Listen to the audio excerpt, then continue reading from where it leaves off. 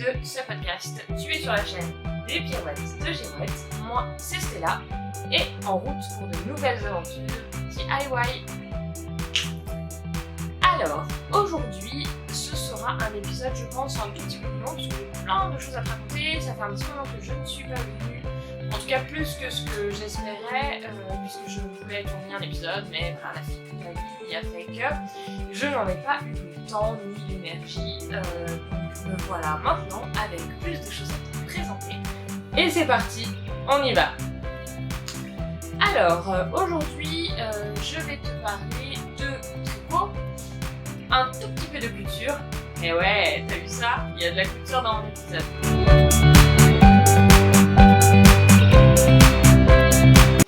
Je viens te parler aujourd'hui de ce que je porte. Oui, je peux faire la danseuse si je veux. Je suis hyper contente de te présenter le modèle de Alice Hammer qui sortira donc le 8 avril, on est le 7 aujourd'hui, dans un livre dont j'ai mangé le nom, mais que tu retrouveras sur son site internet, qui paraîtra je crois aux éditions Erol si je ne me trompe, et dans lequel elle met en avant des filatures de laine. Je crois qu'il me semble que c'est un modèle, une filature mise en avant. De mémoire, je sais qu'il y a la droguerie, mais il y en a beaucoup d'autres. En tout cas, si tout le processus entre la filature et la laine que tu tricotes t'intéresse, cet ouvrage me semble très enrichissant, à l'instar de tout ce que propose Alice Hammer, qui va vraiment au-delà du tricot, dans une certaine recherche dans ce qu'elle met en place. Donc c'est toujours très enrichissant d'apprendre des choses. Et du coup, j'ai eu la chance de tester pour elle deux modèles que je vais te présenter ici. Si tu me suis sur Instagram, tu as déjà dû les voir puisque je les ai postés cette semaine. En tout cas, ici, je vais t'en parler un petit peu plus en détail. J'espère qu'ils te plairont parce que moi, ce sont pour moi vraiment deux gros coups de cœur que j'ai pris un énorme plaisir à tricoter. Donc bah voilà. Allez, je t'en dis un petit peu plus. Donc pour celui-ci, je vais me lever. On est sur un gilet avec manches. Je te recule un petit peu. Voilà, pour que tu puisses voir un petit peu plus ce qu'il en est. Donc on est sur un gilet col V avec 5 boutons. Pour ma part, j'ai fait le choix de casser la ligne avec un bouton intermédiaire. Voilà, c'est personnel. Sinon, les autres boutons, ce sont des boutons de chez Liz Taylor. Ici, il s'agit d'un bouton qui me restait... Enfin, voilà, je pense que comme vous, j'ai plein de boutons qui traînent de on ne sait où. Celui-là, il était là et je trouvais qu'il allait parfaitement. La manucure, c'est comme pour les cheveux, hein, vous faites pas attention. Et donc, voilà pour les boutons. Il est donc avec des torsades sur le devant et des poches. C'était la première fois que je faisais des poches.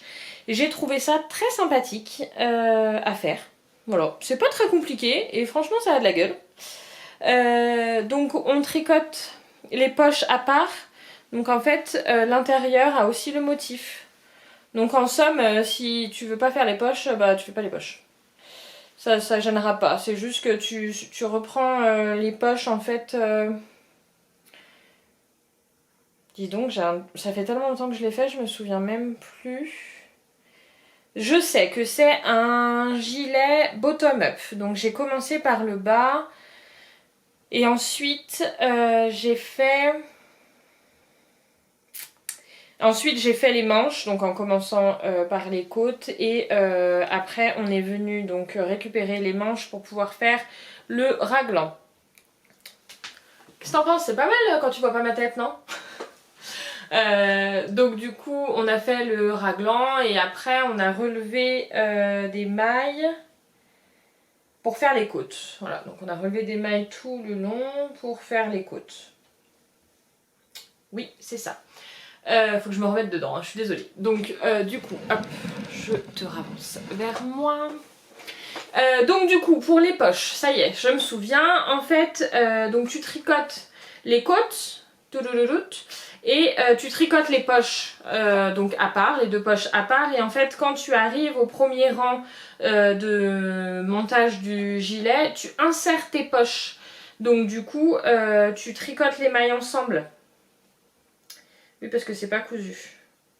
Non, non, non, c'est bien adjoint au tricot. Donc voilà, en fait, tu rajoutes une maille sur... En fait, tu tricotes comme quand tu fais un... Tu tricotes avec deux aiguilles, en fait. Tu as ton aiguille de poche, ton aiguille de gilet, voilà. Et en fait, tu tricotes les deux mailles ensemble à chaque fois sur un certain nombre de points, histoire d'avoir tes poches, voilà. Et une fois que ça c'est fait, une fois que tu as fini en fait de ton tricot, bah, tu viens coudre les côtés latéraux là, hop, et ça tombe parfaitement. Et je trouve que c'est formidable. Donc du coup, voilà pour les poches. Pour ce qui est du reste, honnêtement, avec les torsades, donc il y a aussi une torsade sur le bras, je sais pas si je t'ai montré. Donc c'est la même, hein. C'est la même qui est partout. Juste là, il n'y a qu'une seule répétition. Donc depuis le haut. Et on a aussi, attention je me retourne, deux torsades. Deux ou trois? Oh, je sais plus. Je ne sais plus. Trois, je crois. Ouais, je crois que c'est trois. Je vois pas. Je crois que c'est trois. De souvenirs, une conversation avec, avec une tricopine qui aimerait bien qu'il y en ait 4 ou 2, mais pas 3. Et il me semble qu'il y en a 3 du coup. Mais j'ai un doute. Mais bon, c'est pas grave, hein, vous avez vu. Donc vous pourrez me dire s'il y en a 2, 3. Non, moi je le verrai après quand je l'enlèverai, mais peu importe. Donc le tricot est hyper addictif. Enfin moi, de manière générale, en fait, les tricots avec torsade, je les trouve très addictifs parce qu'on voit le motif se dessiner au fil du tricot et du coup on a toujours envie d'aller au rang suivant et au rang suivant et au rang suivant. Donc ce sont des tricots qui de manière générale avancent relativement vite, je trouve. En plus là on est sur un modèle tricoté en 4 mm, voilà. Donc bon bah forcément c'est pas du 3, hein, donc du coup ça avance plus vite. Quoi vous dire, la laine, je l'ai encore jamais rasée et vous voyez, bon, elle bouloche un petit peu. Je sais que ça perturbe beaucoup de tricoteuses que les gilets, enfin en tout cas c'est un sujet qui revient de manière assez récurrente, les bouloches. Moi je m'en fous un peu honnêtement. Quand ça fait des grosses bouloches, oui bon bah là c'est pas hyper top. Après j'ai envie de dire la laine elle vit quoi, donc bah quelle bouloche, moi ça me dérange pas plus que ça. Donc voilà, il y a des petites bouloches, faudrait que je le rase à la limite, mais je pense que je le ferai dans 2-3 ans. S'il bouloche pas plus, à mon avis, ça, voilà. Il a été bloqué, il a pas bougé plus que ça. La laine c'est la Sadness Garn, par contre je crois que c'est de la ciseau, mais je n'en suis plus sûre et je n'en ai plus. Est-ce que j'en retrouve? Ah si. Non, c'est pas du tout de la ciseau. C'est de la Tresco. Si vous vous souvenez... Hop, voilà. Donc... Hop. Si vous vous souvenez, c'est la laine que j'ai achetée chez Nose il y a de ça un long moment. C'est 80% laine, 20% nylon. Voilà, moi je l'ai trouvé... je me souviens, je l'ai trouvée très rustique et je la trouvais qui sentait fort quand je l'ai tricotée. Mais voilà, moi ça m'a fait un peu amuser. Ça nous a valu quelques soirées de rigolade avec mon mari, donc j'ai envie de dire tant mieux, hein, parce que plus on rit, mieux c'est. Et honnêtement, voilà, elle était rustique, donc j'avais un peu peur qu'elle soit grattante une fois portée, alors que bon, pendant le tricot elle me grattait pas du tout, hein, c'est juste qu'elle était rêche quoi en fait, hein. Et puis bah, pas du tout, elle a pas vraiment changé de texture, elle s'est pas adoucie au lavage, pas franchement, elle est pas devenue toute douce, pas du tout, mais elle est pas du tout désagréable. Je la porte sur un débardeur, hein, donc je l'ai à même la peau et honnêtement je pense que je pourrais porter la journée ça me gêne pas du tout, elle est... Enfin voilà, je sais que par exemple il y a une laine... c'est de la Suri je crois, quand j'avais fait un châle avec juste une petite bande sur le châle, et quand je mets autour du cou, au bout d'un moment c'est... il faut que ça s'enlève, parce que ça me gêne, alors que bon je suis pas spécialement...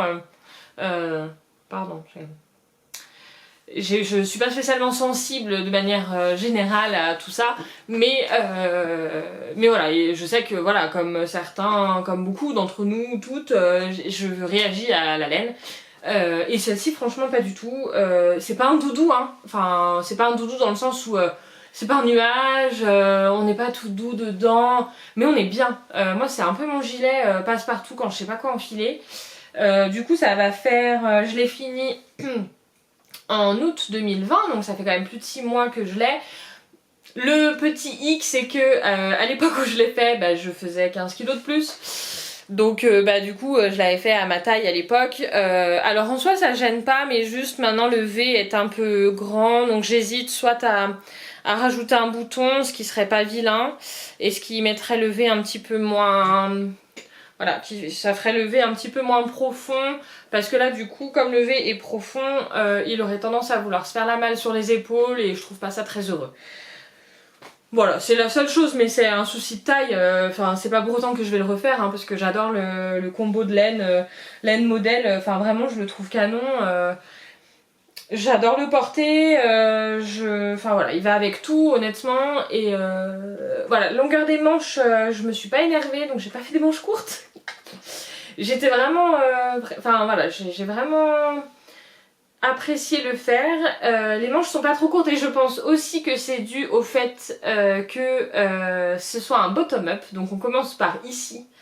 Et donc en fait on peut pas vérifier si la longueur est bonne ou pas, donc du coup ben, j'ai fait strictement ce qui était dans le patron, et bon bah je pense que je fais une taille classique en somme, hein. Donc j'ai pas eu besoin de rallonger ou quoi. Cela dit, sur Ravelry c'est à jour, je crois pas avoir mis de notes particulières, mais si vous voulez retrouver la laine, tout ça, c'est tout à jour sur Ravelry. Donc quand le patron sortira normalement, ma fiche projet devrait sortir également, puisque c'était un test réalisé pour Alice Hammer pour rappel. Donc ça c'était le premier modèle que je voulais vous présenter, je crois que je vous ai même pas donné son petit nom. Il s'agit du cardigan romarin, si je ne me trompe pas, voilà c'est ça. Donc on est sur le cardigan romarin. Et je pense qu'une jolie histoire l'accompagne dans le livre, donc si cœur vous en dit, d'aller voir ce qui se dit, et ben filez, vous pouvez déjà précommander le livre au cas où. Alors on passe au deuxième modèle. Donc le deuxième modèle que j'ai à vous présenter, c'est également du coup un modèle de chez Alice Hammer. Il s'agit du pull Zélige, qui est un pull à col montant, entièrement en jersey, mais qui est un... je crois que je dis pas de bêtises, un drop shoulders. En fait c'est pareil, c'est un bottom up. Donc celui-là c'est mon premier pull entièrement fait en jersey. Je l'ai commencé au début du confinement, donc il y a maintenant 1 an.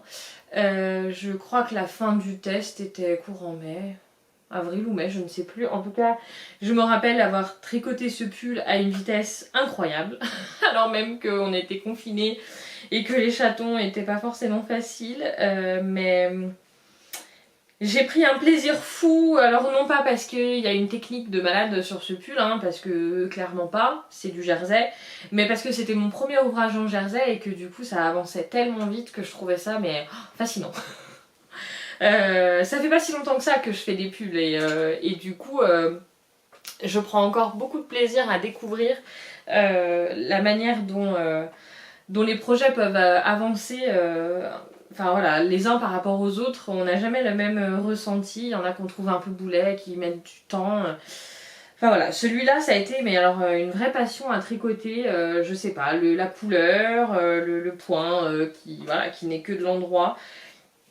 Donc c'est tricoté en rond, on commence par des côtes qui ne sont pas resserrées. Je ne crois pas qu'on change de taille d'aiguille, hein, parce que c'est pas des côtes resserrées, enfin, vous voyez. Il n'y a pas d'effet, voilà, où on se resserre vraiment. Et puis ensuite, donc on fait une mère de jersey. Ensuite, on sépare pour tricoter le devant d'une fois, puis le derrière, le dos ensuite. On vient faire un grafting sur l'épaule. Pareil, c'était mon premier grafting. Je trouvais ça très, très sympa à faire. Et puis c'est d'une propreté. Enfin, c'est assez magique hein, quand même. Hein, parce que c'est propre. Alors, c'est propre dehors. Parce que du coup, voilà. C'est à la limite de la perfection tellement que c'est propre comme technique, quoi. Mais c'est surtout très propre dedans. Enfin, dedans, ça fait pas de bourrelet comme le font, comme ça fait avec une couture, quoi. Voilà. Donc du coup, ça c'était un grafting. Ensuite, on vient relever des mailles sur le dessous. Et vous voyez, les manches, c'est pareil, hein, c'est pas de trou. Alors moi du coup pour éviter les trous, on voit un peu les diminutions mais bon. Voilà. Pour éviter les trous en fait ce que j'ai pris l'habitude de faire, je sais pas si c'est une bonne chose mais moi j'ai trouvé ça comme technique, c'est que je relève toujours plus de mailles. Parce que souvent quand dans le patron on nous dit de relever les mailles sous l'emmanchure, souvent moi si je relève que le nombre de mailles qui est préconisé ça me fait des trous. Donc du coup en fait maintenant plutôt que de faire ce qu'on dit le patron et de coudre a posteriori je trouve ça très laid. Du coup maintenant je relève autant de mailles que j'ai de trous disons dans mon tricot et le tour suivant je diminue d'autant de ce que j'ai augmenté en trop pour obtenir le nombre de mailles parfaitement adéquat avec ce que le patron préconisait. Je sais pas si j'ai été claire. Enfin bref, pour les manches, on est sur une manche basique, hein, filetée, voilà, avec des diminutions régulières. Et ensuite, on a des côtes, là je crois qu'on a changé d'une taille, une taille ou une demi-taille, je ne sais plus d'ailleurs. Pour faire les côtes qui sont quand même relativement longues.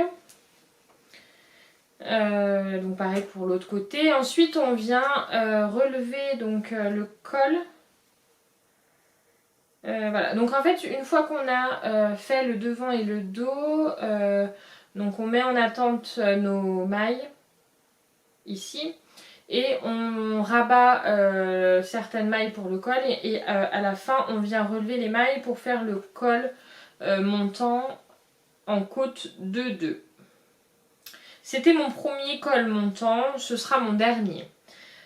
Pas parce que le modèle ne me va pas, je vais vous le passer comme ça vous verrez. C'est juste que je ne supporte pas d'avoir quelque chose ici.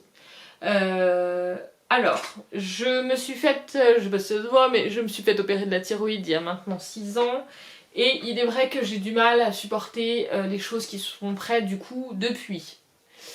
Ça me gêne. Je sais pas si c'est à cause de ça, si c'est sensoriel ou si c'est psychologique, je ne sais pas. En tout cas, je le mets, mais à chaque fois que je le mets, je passe ma journée à tirer dessus. Donc, bon, en tout cas, je vais te le passer, comme ça tu verras ce que ça donne sur la bête. Tadam! Me voilà avec mon pull. Alors, du coup, pour que tu te fasses une idée, hop, je vais te pousser un petit peu, ce sera mieux. Voilà, oui, il arrive comment il est. Donc c'est un... C'est quand même un pull qui est plutôt près du corps. Les manches, elles auraient pour moi mérité quelques centimètres de plus, mais je pense que j'ai fait plus court que ce qui était préconisé dans le patron. Voilà, parce que vous connaissez mon empressement à finir mes pulls, donc voilà. Mais après, enfin voilà, tu le sais, moi ça me dérange pas d'avoir des manches courtes puisque je fais, enfin des manches courtes, des manches plus courtes puisque je suis toujours en train de remonter mes manches. Donc en soi ça c'est pas ce qui me gêne. En plus comme bah, j'ai toujours les mains dans l'eau, à nettoyer des couches et compagnie, ça m'évite d'avoir à faire attention à mes manches. Donc ça c'est pas le souci. Je te montre de dos comment il est. Donc il est, ouais, j'estime cropped. Mais c'est pareil, est-ce que j'ai... Non, non, là j'ai suivi, non, j'allais dire une bêtise, non, non, là j'ai suivi les préconisations puisque c'est un bottom-up, donc il fallait que j'ai la bonne longueur pour pouvoir faire les manches. Donc du coup, tu vois, oui c'est ça, c'est un drop shoulder parce que j'ai les manches qui tombent sur les épaules. Enfin, les coutures qui tombent sur les épaules. Et donc du coup, voilà ce que ça donne au niveau... hop, je te remets là. Au niveau du col, donc ça vient bien serrer le col, il n'y a pas de souci. On n'est pas du tout trop serré, hein, tu vois. Enfin, je veux dire, c'est pas... pas du tout. Mais moi, je supporte pas. Donc en fait, la dernière fois que je l'ai mis, j'ai passé mon temps à faire ça. Ça a fait beaucoup rire mon mari. Il me dit, c'est bien, tu t'es fait un pull que tu vas pas mettre en fait. Je dis, bah si, regarde, je le mets. Mais j'ai passé ma journée comme ça. Oh là là, il me sert ce pull. Oh là là, il me sert ce pull. Donc bon bah clairement, je ne supporte pas le col. Donc du coup voilà, si ce pull te fait de l'œil et que ça t'intéresse, ben fais-moi signe, hein, j'ai envie de te dire. Pour la réalisation, j'ai utilisé une laine azurite que tu trouveras aisément chez tous les centres accords du monde, je pense. Donc c'est de la 100% acrylique, c'était un stock que j'avais et voilà, je me suis dit pourquoi pas le faire comme ça. Donc voilà. Je pense qu'on va pouvoir passer au modèle suivant. Allez, on y va. Le modèle suivant, du coup c'est un projet en cours, c'est le modèle en test pour Nadège Nanou Lily Design qui sort bientôt un top d'été. Donc j'en suis là, autant dire pas très loin. Donc du coup je le tricote en coton. C'est donc un col en côte et avec ensuite un raglan classique. Il est très agréable à tricoter. Voilà, donc c'est du jersey aussi, hein, donc c'est vraiment le tricot zéro cerveau, mais moi j'aime bien. Enfin voilà, si tu viens dans le coin assez souvent, tu sais que j'aime bien. J'aime beaucoup les pulls basiques, en sachant que j'en ai encore pas beaucoup dans ma garde-robe. J'aime beaucoup les torsades. Je ne suis pas une grande aficionado des jacquards. J'aime beaucoup, hein. Les modèles que je peux voir sur les différents podcasts, mais je me suis encore jamais lancée, certainement que ça viendra un jour. Pour l'instant, bon, là, je fais des choses que j'ai envie de faire. Il y a la dentelle aussi qui me plaît pas mal. Donc c'est un petit peu ce que tu vas voir ces prochains temps. Pour la laine, il s'agit de la Biobalance de BC Garn. Donc on est sur de la pure organique wool à 55% et du pur organique coton à 45%. Donc voilà. C'était de la laine que j'avais achetée pareil l'année dernière au premier confinement pour réaliser un test pour Sofiana qui n'a pas du tout fonctionné. Pour moi, la dentelle était beaucoup trop compliquée, j'ai eu beaucoup de mal à me lancer, le test c'est fini, je voulais terminer le modèle et franchement c'était le projet boulet, à chaque fois que j'essayais de m'y remettre ça marchait pas. Donc du coup j'ai dit que voilà, j'allais arrêter de lutter, c'était pas utile de se faire du mal. Donc j'ai détricoté et voilà la laine de nouveau exploitée pour ce joli top d'été qui je pense ira à merveille avec mes petites tenues que j'ai en tête pour cet été, en sachant que je sais pas ce que j'allais dire. Voilà. Donc bah, du coup si t'as une idée, laisse-moi en commentaire. Hein. Je ferai un retour là-dessus. Non, bah je ne sais pas. Je ne sais pas, mais en tout cas j'ai hâte de pouvoir porter ce petit gilet. Ce petit gilet. Non voilà, ça y est, je sais ce que je voulais dire. Je voulais te dire qu'il s'agit d'un top d'été à manches courtes. Ce sera donc pas mon premier top d'été, puisque l'année dernière j'avais fait un top macaron. Non. J'ai fait un top pour Lolita de Loli l'a fait, mais j'ai plus le nom. Je sais plus. Avec un immense col V dans le dos que je pense me refaire, puisque il est énormément trop grand. Donc, ce qui est assez dommage du coup. Mais voilà, donc celui-là, j'ai hâte de pouvoir le porter quand les beaux jours voudront bien arriver et rester, hein, puisque ce matin on avait de la neige. Donc voilà. J'ai précisé qu'on était le 7 avril, hein, au cas où. Bon. Après si ça dérange personne, moi je ne sais plus quoi dire, hein. Voilà, ensuite qu'est-ce que j'ai tricoté d'autre? C'est vrai que je vous ai pas dit, j'ai fini le test de Elong avec Anna qui paraîtra en septembre, donc je t'en parle mais je t'en parle pas, voilà, j'aime bien faire ça. Et je suis en train de finir aussi un test pour Elong avec Anna, c'est un set bébé que je pense que je pourrais te présenter dans moins longtemps puisque il sort courant mai, je crois, quelque chose comme ça. Donc voilà, ce qui est en train d'être sur mes aiguilles en plus de celui-ci. Il y a ce test mais qui est quasiment fini, c'est l'histoire de quelques mailles.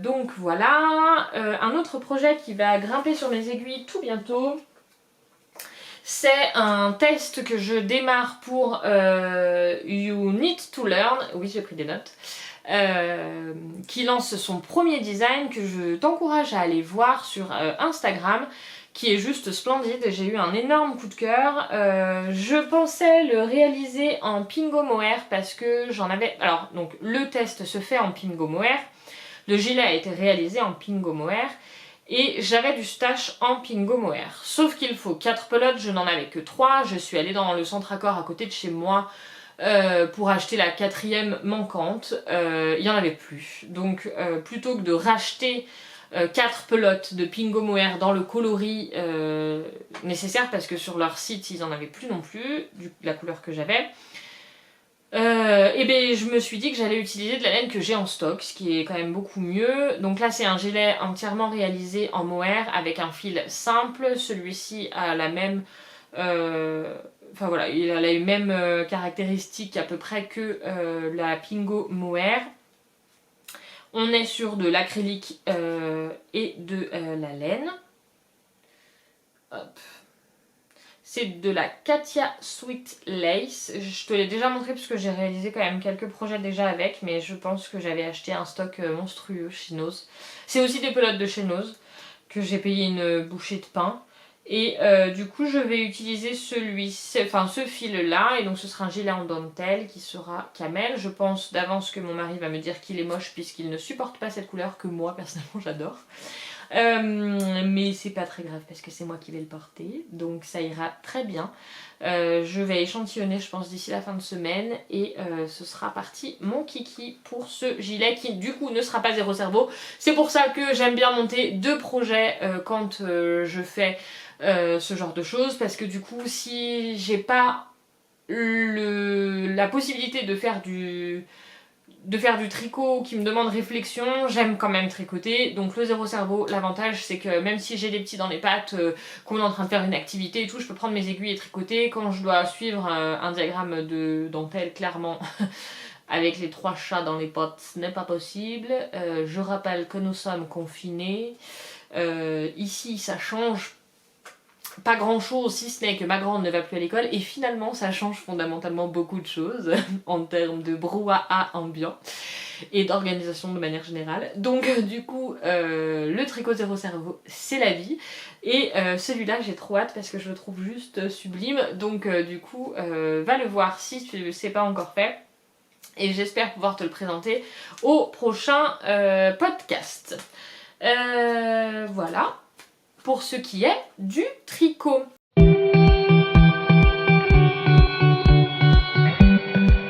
Figure-toi qu'aujourd'hui, je vais te parler couture.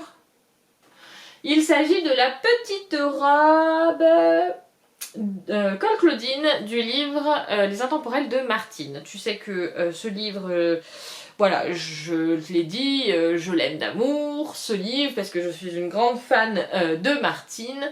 Il est ce qu'il est, c'est-à-dire qu'il est plus ou moins imprécis, mais honnêtement, dans toutes les réalisations que j'ai pu faire d'après ce livre, je n'ai jamais eu de fail, malgré le fait que des fois je me suis un peu tiré les cheveux, parce que je comprenais pas... en lisant doucement plusieurs fois, enfin voilà, tu finis toujours par réussir à t'en sortir. Donc le petit col Claudine, la petite robe col Claudine, ce que j'ai aimé, c'est ma première robe, enfin mon premier vêtement où je mets une fermeture. Je suis pas certaine d'avoir suivi exactement la manière dont ce doit être fait, parce que je crois Je crois qu'il faut poser une fermeture invisible, cela dit j'en avais pas, donc voilà, j'ai fait à ma sauce. J'en ai pris une rouge pour que ça sorte bien avec le tissu. Je trouve que c'est simple, enfin voilà, c'est bien fait. Donc oui, toutes mes coutures sont blanches. Vous me direz, c'est pas très heureux. Je n'avais pas de fil bleu, je n'avais pas de fil rouge, et je n'avais surtout aucune envie d'aller courir la mercerie pour un fil. J'ai du blanc, j'ai fait avec du blanc, et honnêtement, ma fille ne m'en a pas tenu rigueur. Donc bon, voilà. Le col est thermocollé. J'ai pas compris tout de suite comment il fallait faire. Il a fallu que je lise plusieurs fois le paragraphe. Mais finalement, une fois que j'ai... En fait, parce que j'ai lu avant de monter mes pièces. Puis j'ai commencé à avancer et j'ai relu et j'ai dit mais c'est bizarre, il me manque quelque chose. Et en fait, c'est rien de très sorcier. C'est juste que vous avez donc vos pièces de colle thermocollées que vous cousez l'une contre elle, que vous retournez. Et ensuite, vous venez les placer autour de votre col et par-dessus ça a été ajouté un biais. Et je me suis dit, mais qu'est-ce qu'il me raconte avec son biais d'encolure? Il faut que je le mette avant, il faut que je le mette après. Je comprenais pas. Donc je me suis dit, en fait, je vais lire pas à pas ce qui est écrit et je verrai bien. Et en fait, voilà, il faut placer donc le col sur l'encolure. Et ensuite, une fois que vous avez placé le col sur l'encolure, vous venez placer votre biais pour coudre le tout ensemble. Donc voilà ce que ça donne. Franchement, c'est mon premier col Claudine. Je suis pas mécontente. Les finitions sont pas hyper heureuses ici parce que en fait j'ai posé mon col sans me dire que j'allais finir là.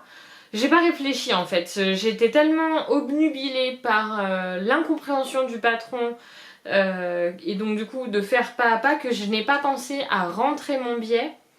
Enfin voilà, comme je fais habituellement, à faire un rentré dans mon biais pour que la finition soit clean quoi.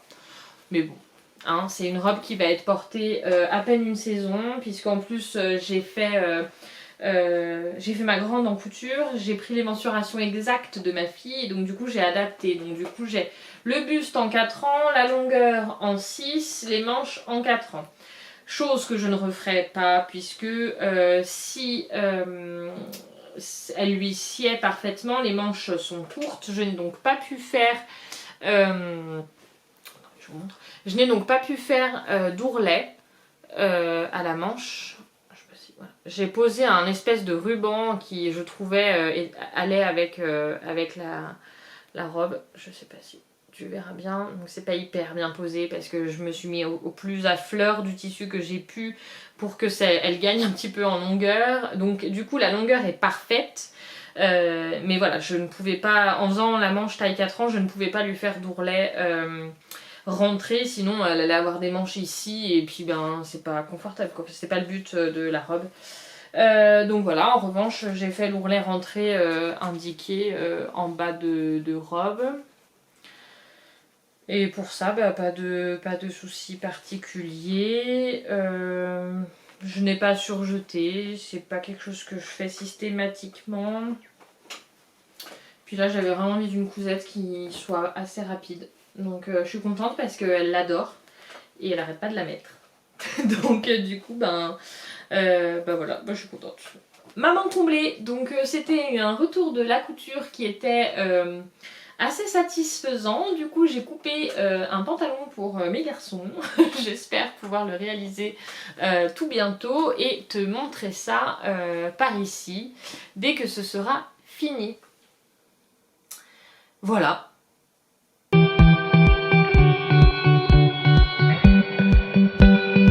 Eh bien écoute, on va passer à la dernière section de cette petite vidéo podcast que je voulais innovante. Non, en fait, je vais te parler aujourd'hui de cosmétiques.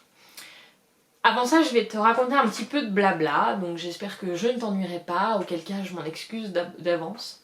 En fait, j'ai effectué une petite révolution dans ma salle de bain, pas hier, pas avant-hier, mais il y a de ça déjà plus de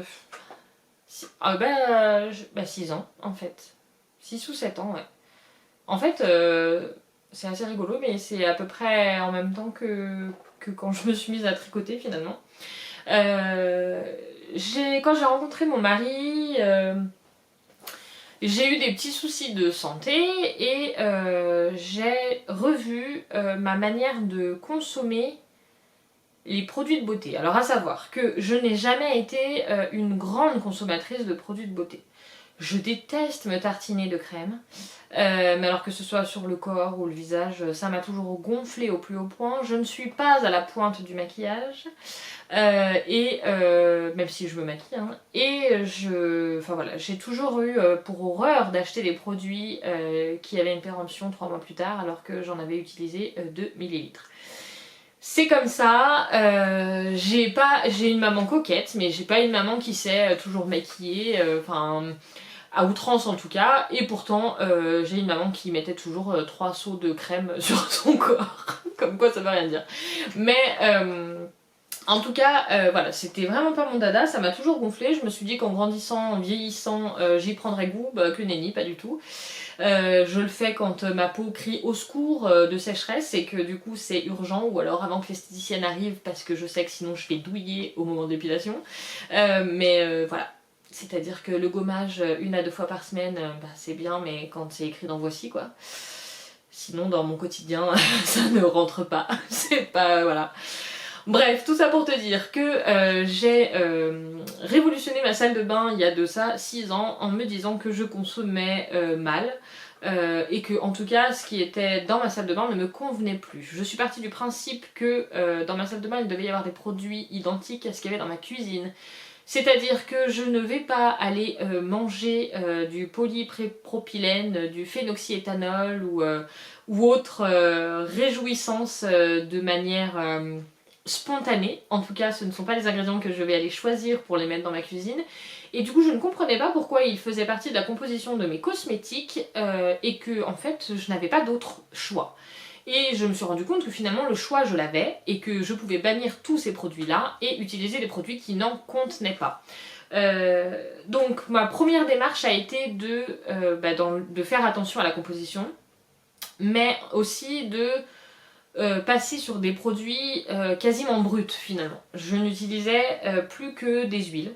Huile de coco, huile d'amande, huile d'olive, voilà, huile de ricin aussi beaucoup. En fait voilà, les 3 premières huiles qui sont apparues dans ma salle de bain, c'est l'huile de ricin, l'huile de coco et une troisième dont j'ai oublié le nom.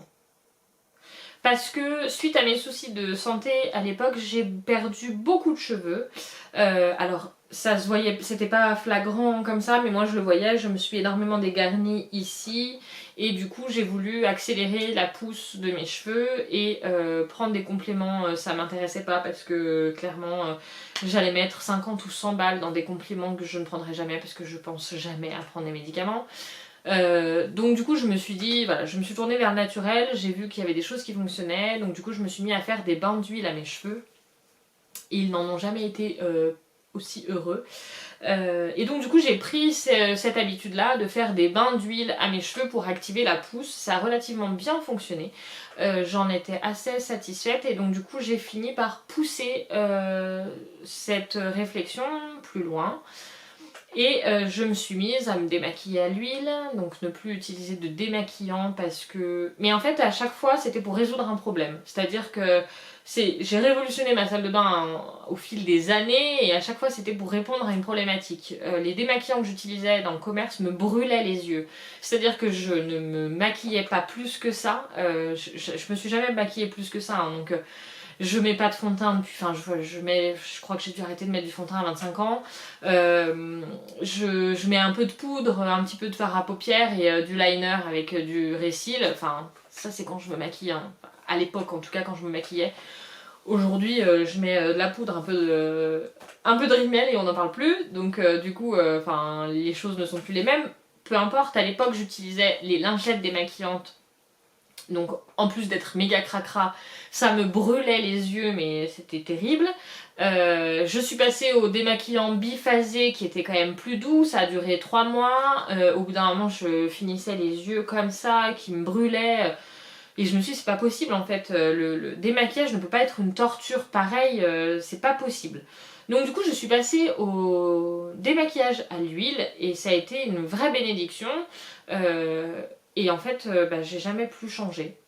J'utilise toujours le démaquillage à l'huile. Alors je change d'huile en fonction de mon humeur, parce que à force d'en utiliser, j'ai appris les propriétés, et je vais pas vous faire un cours de cosmétologie hein, ici, pas du tout, parce que j'en serais incapable clairement. Mais à force d'utiliser tout ça, j'ai fini par en apprendre un petit peu sur le sujet. Donc j'utilise des huiles pour me démaquiller et ça a été salvateur parce que c'est clairement j'ai arrêté d'avoir les yeux qui brûlent. Il a fallu que j'apprenne à utiliser la juste quantité d'huile. Pour commencer, quand j'ai commencé à utiliser, je mettais de l'huile dans ma main, je faisais chauffer, puis je me massais le visage. Finalement, je me suis rendu compte que c'était pas ça que j'appréciais. Donc, j'utilise maintenant du coton, je mets mon huile sur le coton et je me démaquille au coton. Je préfère largement, quand je te parle de coton, je te parle de coton lavable. T'imagines bien, hein, parce que sinon, ce que je suis en train de te raconter n'a absolument aucun sens. Voilà. Enfin bref, tout ça pour te dire que ma salle de bain petit à petit s'est transformée, qu'il y a beaucoup moins de produits qu'avant dans celle-ci, mais que ce sont des produits de qualité et je me suis dit que peut-être toi qui étais tricoteuse, ça pouvait t'intéresser. Alors la première chose qu'on va faire c'est... si tu es encore là à m'écouter, laisse-moi un commentaire, dis-moi si ça t'intéresse et dis-moi si ce genre d'échange sur ce qui se trouve dans ta salle de bain t'intéresse, si tu veux en savoir plus. Moi, l'idée de ce petit blabla, c'est de te présenter à chaque fois des marques que j'utilise, que je trouve... en fait que je trouve bien, pas forcément. En fait, c'est des marques que j'utilise, donc que j'ai testées, et donc je voudrais te faire un retour dans le cadre du fait que peut-être tu t'interroges sur comment passer à du plus clean dans ta salle de bain, ou alors parce que on ne peut pas tester tout ce qui existe et que ce que j'ai testé tu ne l'as pas forcément testé toi, et que du coup d'avoir un retour ça peut te sembler sympa. Donc aujourd'hui je vais faire comme si l'idée t'intéressait, je vais te parler de 2 produits seulement, de 2 marques différentes. Tu vas me laisser en commentaire ton avis sur la question et si ça t'a plu, si ça t'intéresse, et bien dans ce cas-là, je pense que je ferai ça à chaque vidéo ou en tout cas, je pense à chaque podcast. Je pense avoir suffisamment de marques en 6-7 ans, j'en ai testé pas mal pour te faire suffisamment de retours. Donc ça c'était pour le blabla.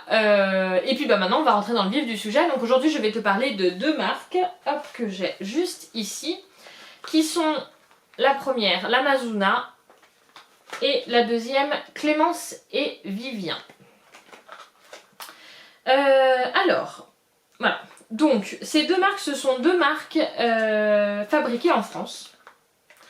Alors, ça fait partie des choses que j'aime mettre en avant. Cela dit, au fil de mes découvertes, ce n'est plus ce que je privilégie. Disons que quand je me suis mise à chercher de la cosmétique naturelle, je privilégiais donc le moins d'ingrédients possible et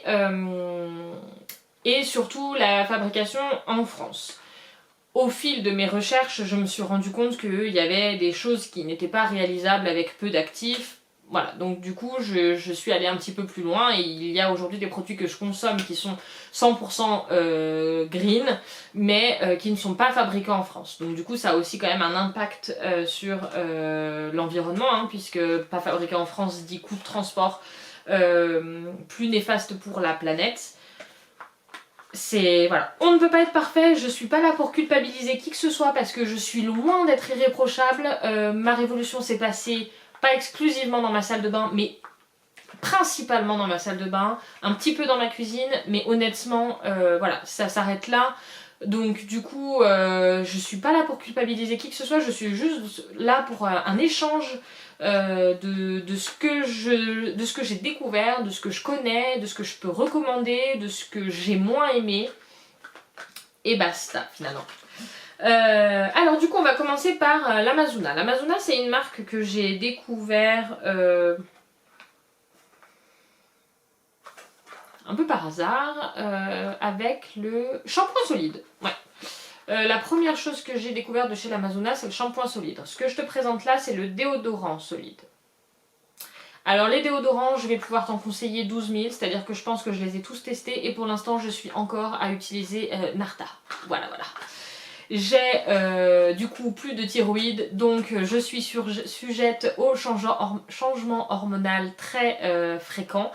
Et ma courbe hormonale faisant ça, je suis aussi sujette aux odeurs des sels et je ne supporte pas ça. Donc du coup, je cherche toujours, je ne désespère pas, mais je ne trouve pas de produit miracle qui, au-delà de me faire sentir l'odeur Narta, ne me fasse pas sentir du tout en fait. C'est juste ça que je demande, de ne pas avoir d'odeur et pour le moment, honnêtement, c'est loin d'être le cas.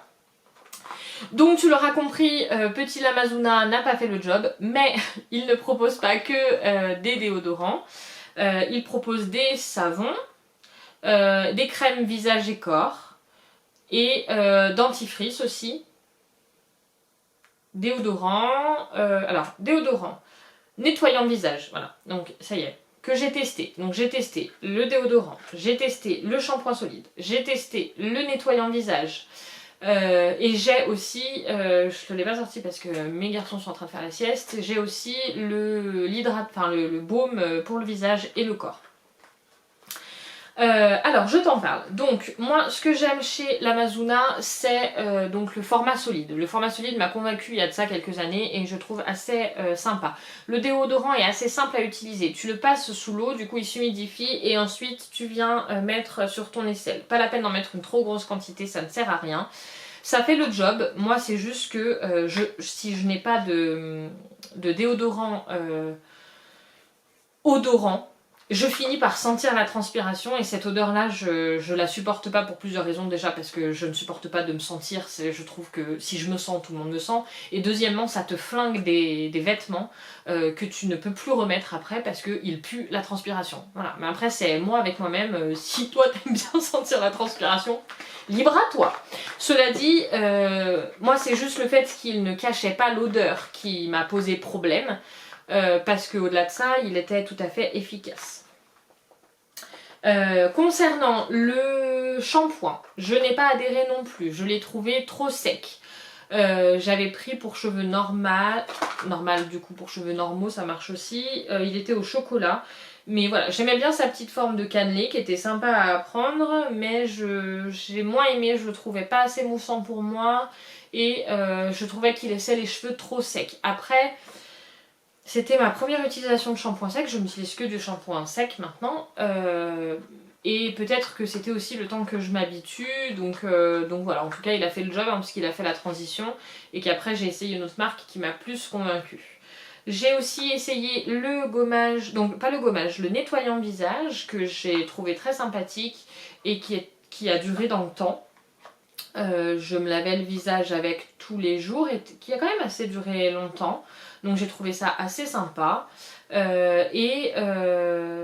a des petits grains dedans, donc ça a un petit rôle d'exfoliant. Pareil, aujourd'hui, j'utilise autre chose par praticité, mais du coup je t'en reparlerai plus tard puisque le but c'est que je te présente plusieurs marques. Pareil, le nettoyant visage il est décliné en peau sensible, peau normale, peau grasse, donc c'est pas mal. Et j'utilise en revanche le baume que j'utilise encore pour mes enfants, le baume hydratant, parce que je kiffe son odeur. Je crois que c'est beurre de karité, beurre de frangipanier, et il a une odeur folle, j'adore. Donc voilà, je suis fan de ce parfum de frangipanier et du coup j'en tartine mes enfants pour pouvoir les bisouiller après. Petit kiff de maman. Voilà pour ce qui est de la marque l'Amazona. Tu peux la retrouver assez facilement. Alors si tu habites à Paris, tu l'as sûrement déjà vue. Elle propose des boutiques et elle fait du vrac, c'est aussi ce que j'apprécie. Le vrac est moins vrai quand il s'agit des revendeurs, mais j'ai découvert que récemment, les revendeurs s'étaient mis au vrac. Tu la retrouves facilement chez Botanique, dans leur petit espace cosmétique. Tu retrouves la marque l'Amazona depuis plusieurs années déjà, et j'ai vu que récemment, ils avaient mis ils avaient mis en fait en vrac, comme dans les boutiques l'Amazona à Paris. Donc du coup, tout est dans des bocaux et à toi de prendre le produit qui t'intéresse. Je trouve ça vraiment sympa parce que du coup, bah, tu n'as plus du tout d'emballage et c'est bah, un geste en plus de ne pas avoir d'emballage sur ton cosmétique. L'avantage aussi que je trouve bah, imbattable, c'est que ton produit n'a pas de durée de vie. C'est-à-dire que si tu l'utilises vite, bah, c'est très bien pour toi. Si par contre tu es comme moi et que tu ne l'utilises pas de manière régulière, eh bien ton produit ne se périme pas. Là en l'occurrence, tu vois, le déodorant, bah, je l'utilise pas particulièrement. Ça doit faire déjà 1 an que je l'ai. Mais en fait, il s'abîme pas et bah, du coup, c'est pas grave si je le garde comme ça. Il n'y a pas d'eau dedans, donc il n'y a pas de péremption possible. Et ça, je trouve ça vraiment cool. Voilà pour ce qui est des solides de chez l'Amazona. Ensuite, donc, je reviens avec la marque Clémence et Vivien. Je ne sais pas si tu connais. C'est donc une marque française. Hop. Je regarde. C'est fabriqué en France. C'est pas écrit où, mais je crois, si je ne m'abuse, que c'est dans le sud de la France. Voilà. Donc ils proposent des savons solides, ils ont toute une gamme très complexe avec plusieurs actifs à l'intérieur. Je te montre à quoi ça ressemble. Hop, c'est un savon lambda. Voilà, il n'y a rien de spécial dessus.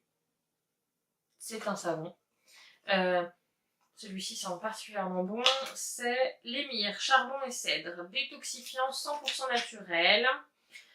Du coup, dans celui-ci, nous avons de l'huile de karité, de coco, d'olive, de tournesol, de ricin, de l'huile essentielle de cèdre d'Atlas et du charbon actif. Le but de celui-ci est de débarrasser des toxines qui peuvent s'accumuler à la surface de la peau. Bien sûr, on reste sur du cosmétique, hein, donc forcément, ils vont vous... Enfin, c'est pas parce que tu passes au clean que le marketing des cosmétiques ne reste pas le même, à savoir essayer de te vendre le fait que tu vas nettoyer quelque chose. Sinon, ça n'a pas de but. En tout cas, moi, ce que j'aime bien chez Clémence et Vivien, c'est qu'ils ont une gamme très très large, à savoir qu'ils ont une gamme de surgras spécialement pour les enfants, sans huiles essentielles, hein, puisque tu as entendu, il y a des huiles essentielles donc à ne pas utiliser chez les enfants de moins de 6 ans. Et le surgras fait bien le job.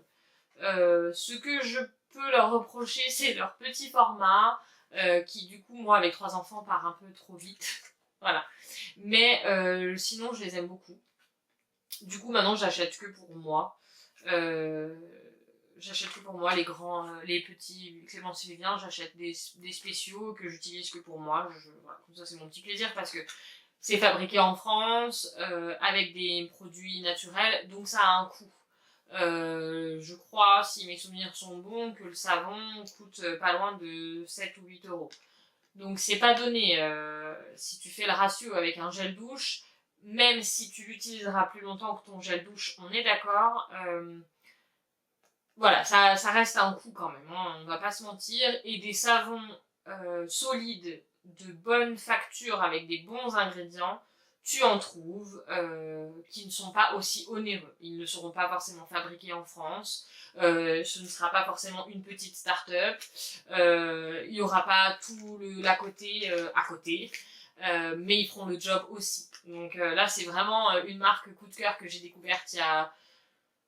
Bah, je pense à peu près en même temps que l'Amazona, en fait, quand j'ai commencé à me renseigner un petit peu. C'est une marque qui fait aussi des déodorants, mais cette fois en crème.